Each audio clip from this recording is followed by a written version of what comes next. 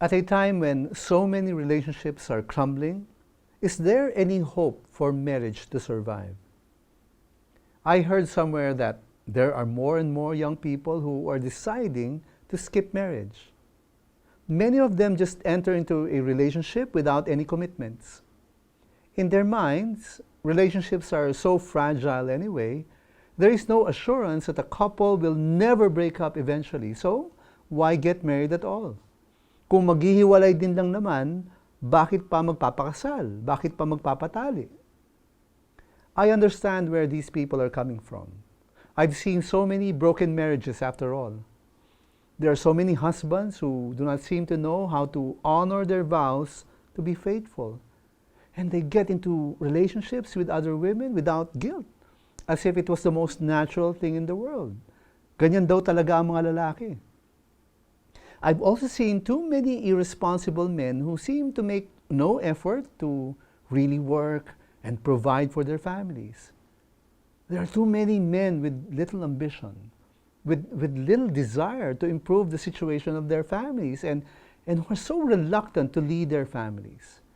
They would rather take things easy, spend more time with their friends, indulge in unhealthy vices. And as a result, I've seen too many wives take matters into their own hands and take complete responsibility for their families. I've seen too many married couples clash incessantly, argue over every little issue, disagree on the most basic things. I've seen too many marriage relationships crumble under the weight of the contempt that husbands and wives have for each other, and the attending physical and verbal abuse. What marriage can survive under such condition? But you know what? I've also seen broken marriages restored. I've seen husbands and wives who hated each other recover their love for one another. I've seen couples that have broken up reconciled and live together again as husbands and wives. All these are possible when husbands and wives turn around from their own conflicting agenda and surrender themselves to the will of God. This is possible only by the grace of God. The Apostle Peter gives sound advice about how God's grace may keep a marriage together. If you have a Bible, read this passage in this letter written by Peter.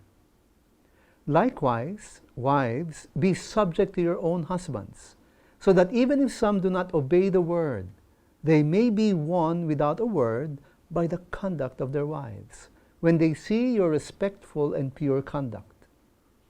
Likewise, husbands, live with your wives in an understanding way, showing honor to the woman as the weaker vessel, since they are heirs with you of the grace of life, so that your prayers may not be hindered. Marriage involves both a husband and a wife, and each of these partners must play their part in making that marriage work. And with God's grace, husbands and wives may remain true to their marriage vows.